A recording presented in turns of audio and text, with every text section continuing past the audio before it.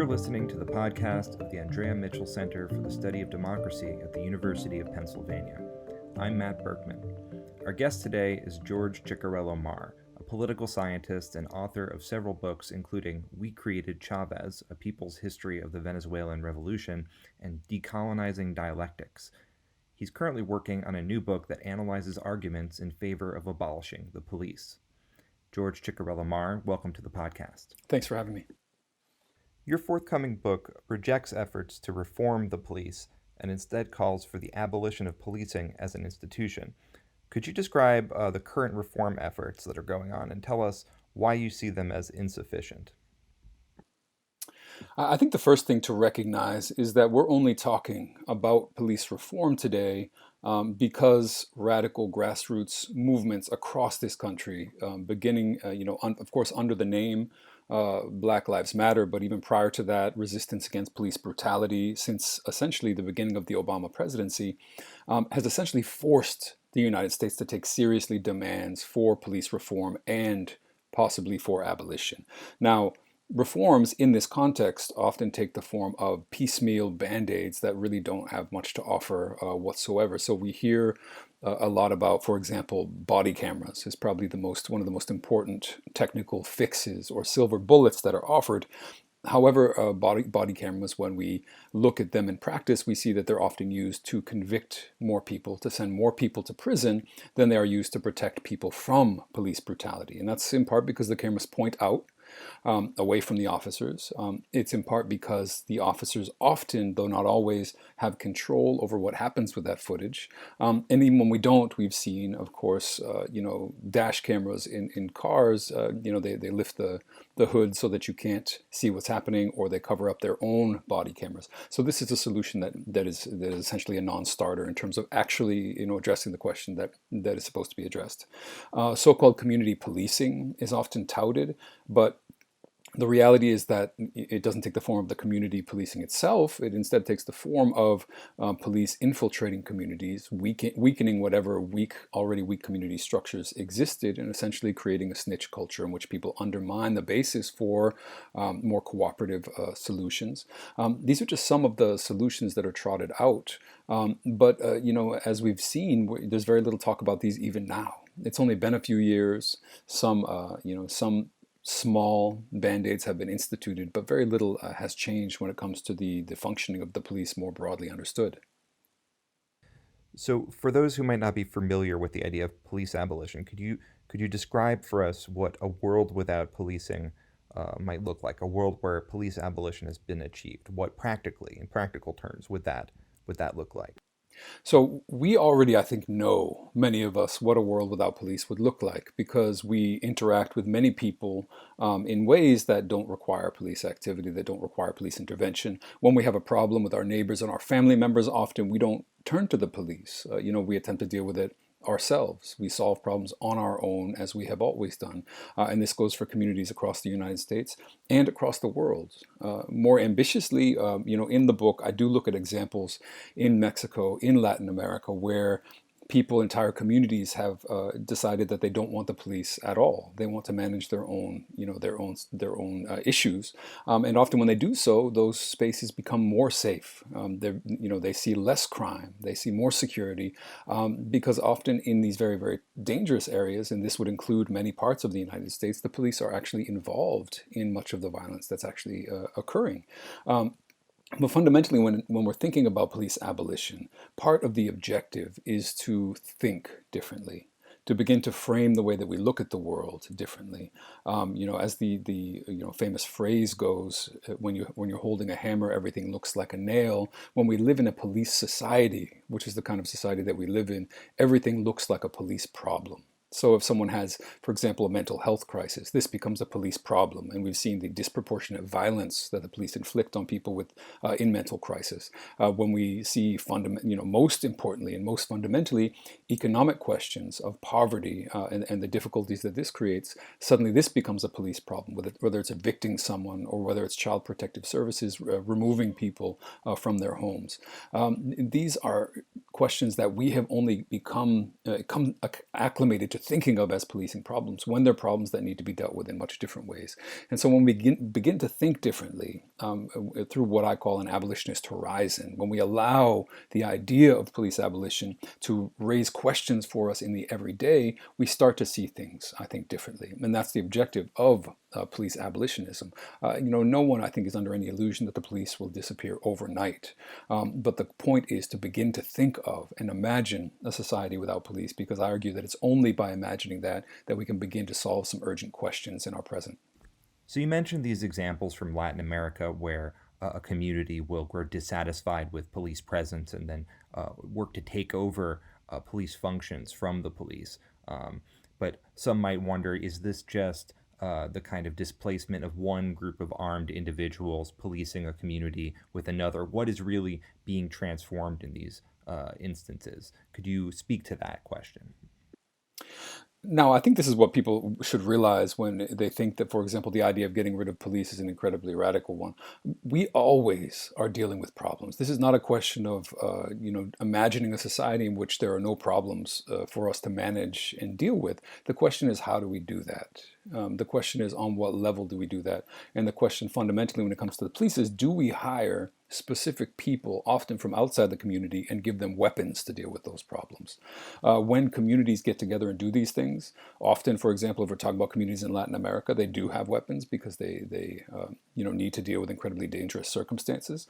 But rather than an outside force, this is a representation of the community itself. It's all of the community members participating, often democratically, often collectively, in figuring out not only how to deal with a crisis, in other words, in a situation of impending violence, but how to deal with the problems that create that crisis, how to deal with poverty, how to deal with housing, how to deal with social questions, and how to, in reality, build a different kind of world. But could you give us a sense of how that would differ from the idea of community policing that you kind of critiqued earlier? Community policing is sending professional police officers into a neighborhood on foot, often building so-called relationships with community members, although this is often a very select segment of the community, and essentially recruiting or even conscripting those community members into being proxies for the police. And I think what we've seen historically over and over again, Philadelphia, for example, was one of the first cities to institute community policing measures very long ago. And the result is that it doesn't become better policing, that it doesn't become more communal. What it becomes is a different way of managing the community and, as I said, disrupting its collective functioning. Of course, people in the world that we live in need to interface with the police, whether it's through police review boards, whether it's through making complaints, but doing so as a community versus having the police essentially completely submerged into your community is a very different situation. So can you draw from your own research in Latin America and give us some concrete examples of times when communities have kind of banded together to solve problems that would otherwise be dealt with by the police? Mm-hmm. So in Latin America, in cases that I've studied very closely, people were confronting, and again, these are some of the poorest and most dangerous communities on earth. So this is not a question of oh, well, it's so dangerous that we need the police. These people were living in incredibly dangerous circumstances, and it was precisely in those circumstances that they realized, first of all, the police are not solving our problems. Second of all, the police are completely corrupt and, involved in the drug trade, involved in the violence in our communities, and we need to think of something different. So they sat down, they had assemblies, they had discussions, collective town meetings, essentially, and they decided, listen, the police are no longer going to be welcome here. Now, what do we do? How do we do this? And at the same time that they were expelling the police, they were also expelling the drug dealers and expelling the drug trade, and creating organizations that were able to maintain that in practice. And as I said, the result was much safer communities. Now, of course, in the United States, very similar problems exist. If you look at a city, again, like Philadelphia, where I live, police corruption is, absolutely astonishing. Not only that, but so is police criminality and police violence. Not only police brutality, but domestic violence. There are credible studies that show that up to 40% of police officers have been involved in domestic abuse. And so when we think about the number of people in this country that the police keep safe, which of course is the baseline claim of policing, it's actually not as many as you would think. It's small segments of the population, the whiter, the wealthier segments. It's certainly not women. It's certainly not, people with, mental health crises. And the constituency then that is served and that is protected by the police is much smaller. So, on the assumption that any kind of policy change would require a broad coalition of a society to get behind it, pretend that I'm a liberal or centrist Democrat who tends to believe that the police are an essential function in society, but who may want to reform the police, who believe that the police need greater accountability, they should be punished for crimes, etc. How do you convince somebody like that to embrace a abolition framework over a reform framework? So a fundamental question when it comes to policing is the fact that people experience policing in different ways. And this is crucial because it makes it very difficult to build, as you put it, the kind of community, constituency, pushing for real change and real reform. Middle-class white American often doesn't interact with the police all that much, and certainly doesn't see maybe some of the what is complained about by people on the grassroots level in Ferguson and Baltimore and elsewhere doesn't just simply doesn't manifest in many people's lives. Now, of course, Ferguson and Baltimore were so important because they made that undeniable to many middle-class Americans, and we see this reflected in polling data, where these rebellions made it impossible for people to ignore police brutality. But the experience is very different. Now, what's interesting about this experience, though, is that it's as a result of this in many ways that some of these more privileged sectors are actually the ones that best understand what it means to live in a world without police, because they live in a much less policed world. They live in a world in which they have town meetings and they make decisions and they think about safety and they engage with their neighbors sometimes. And so in some ways, these experiences themselves are, and can be the basis for thinking about a less policed world. Now, of course, that requires coming to terms with the fact that the police do have such a disproportionate effect in other communities. And that's a struggling block, of course, for thinking about this. But again, abolition is not overnight. Abolition comes through leveraging, in some ways, transformations of policing that allow for greater freedom, that allow for beginning to look at things differently. And these, I argue, begin with things like rolling back special rights for police officers, which, you have these law enforcement Bill of Rights, which are absolutely absurd and scandalous, and yet state governments have passed them. You have privacy rights, special privacy rights that make it difficult for police who have shot someone for them to be identified as the killer, of people in the streets. You have the existence of these so-called police unions. Of course, they're not unions. There are special associations that seek to uphold police power, and that I argue in the book are fundamentally undemocratic and indeed anti-democratic organizations. Their goal, if you look at the Fraternal Order of Police, particularly the Patrolmen's Association in New York and its relationship with Bill de Blasio, you see that their goal is not the better community relations or anything. Their goal is absolute impunity. Their goal is to defend any and all violence by the police and oversteps by the police, and they are an inherently fascist, force.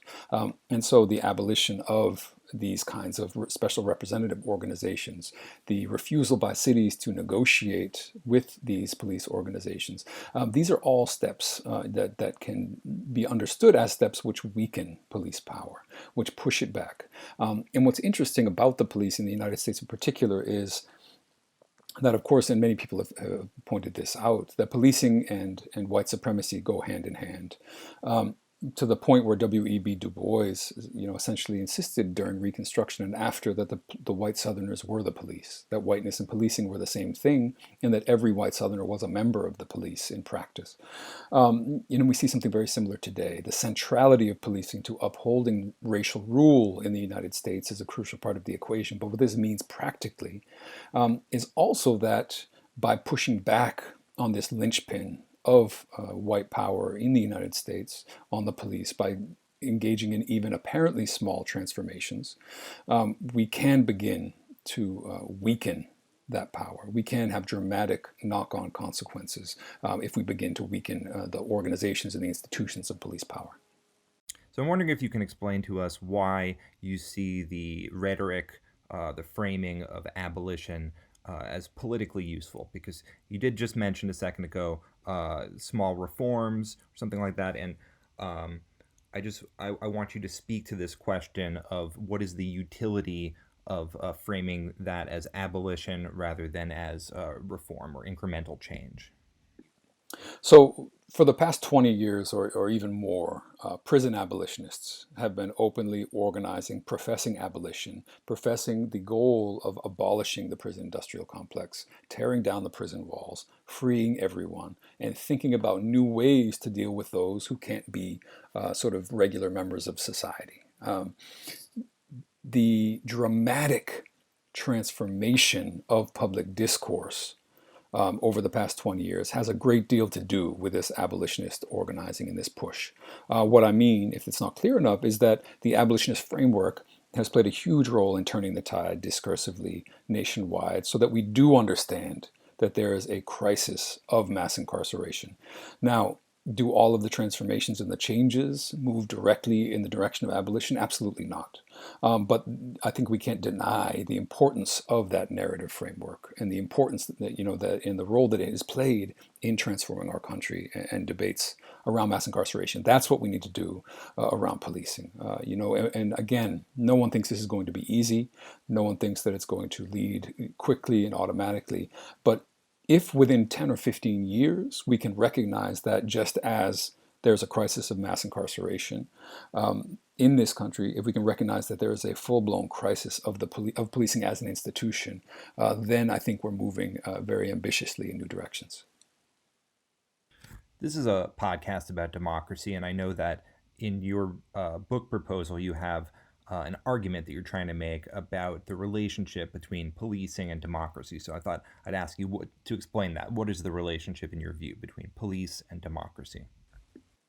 Policing, as we've seen it in U.S. history in particular, all professional policing, as I would understand it, for the most part, is an anti-democratic force. And I don't just mean that the practice of governing is anti-democratic, but policing as special armed officers sent to deal with problems in communities gives rise to profoundly anti-democratic tendencies. As I mentioned, if you look at the objectives and the campaigns carried out by the Fraternal Order of Police, again, it is not for the smooth functioning of a professional police force that has good relations with the community. The police, the Fraternal Order of Police in Philadelphia, when a high-ranking officer was fired briefly for punching a woman on camera at the Puerto Rican Day Parade a few years ago and knocking her to the ground, they had a party for him. They had a fundraiser for him. Why? Because their goal is to protect their own at all costs, and that means this line of silence that everyone talks about, of course, in which we're not talking about a few bad apples, because we're talking about every single apple upholding a rule of silence that prevents any kind of police brutality and police abuse from coming to light. That is an anti-democratic force. Now, we can debate about what democracy means or should mean. Even from a very, very narrow perspective, the police are an anti-democratic force in the United States. Even from a very narrow perspective, we need to choose, as I put it in the book, between democracy and the police, because you can't have both. Now, when I think about democracy, though, and again, when I think about W.E.B. Du Bois, I think about his attempt to think through what democracy could look like with the abolition of slavery, what democracy could look like if we had actual equality, socioeconomic equality. And Du Bois called that abolition democracy. And he named it that because he was trying to point it toward a qualitative transformation that can occur in the practice of democracy when white supremacy is pushed back and rolled back. Again, this is about, on the one hand, the quantitative integration of former slaves into democratic practice, which gave rise to a qualitatively different, for example, in South Carolina Reconstruction governments, social welfare, women's rights, public education, a radically different understanding of what the state should exist for. That's, I think, what we're trying to think about today. What kind of democracy is possible when we push back not only white supremacy, but its sort of most powerful and most public arm, namely the police? I'm wondering if you think that policing in its current form could exist without white supremacy or after white supremacy. Could that system that we have still survive?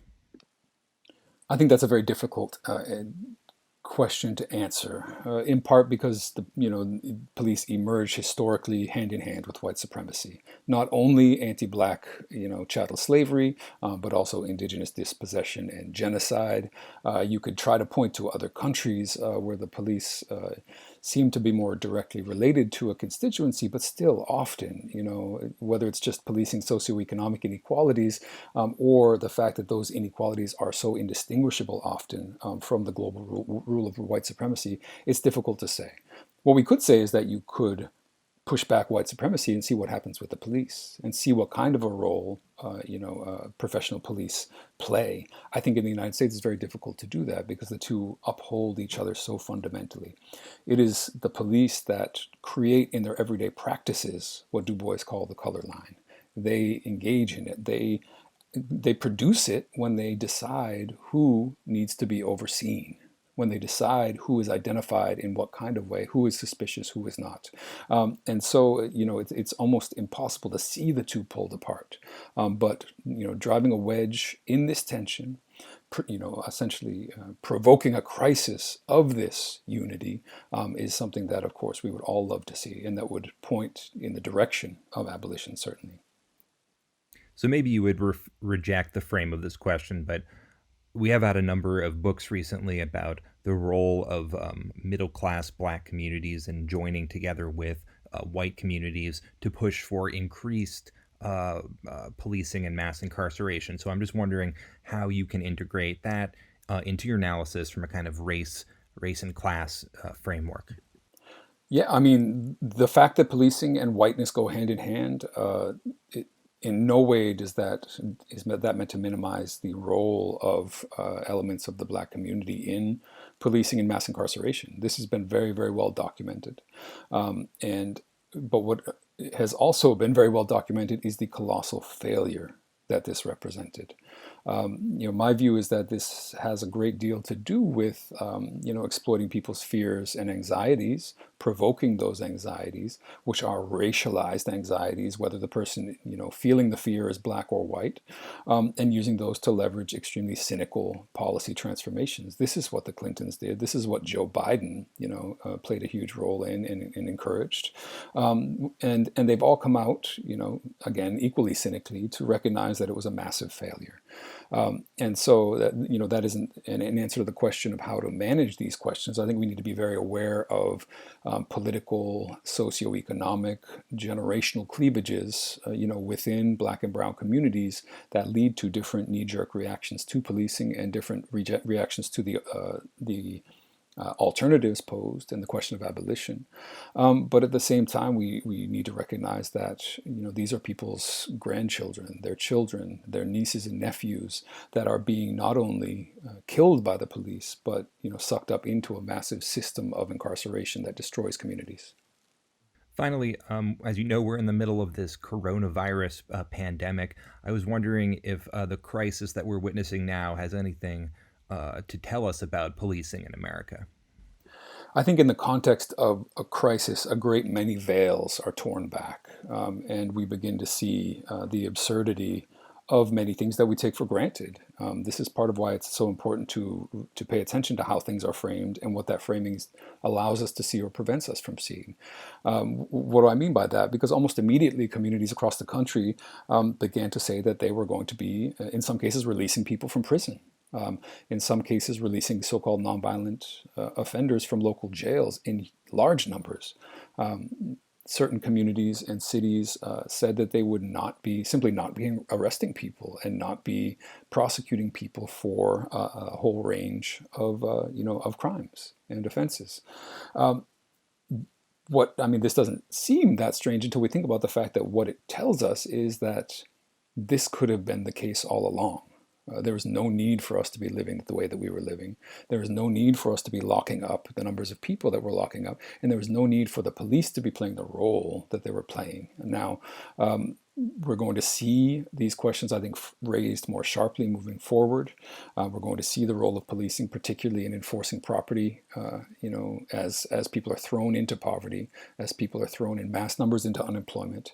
We're going to see the roles of sheriff's departments when it comes time to attempt to evict people who simply can't pay the rent. And we're going to see, I think, sharp struggles over that. But part of what's being revealed, along with so many other aspects of society, is that the world can be different. Whether it's from the question of healthcare or housing, or policing and mass incarceration, the basis for a new kind of world is really not that far off. Often, it's a case of choosing how to shift the lenses through which we look upon the world. George Ciccariello-Maher, thank you for joining us on the podcast. Thanks for having me on.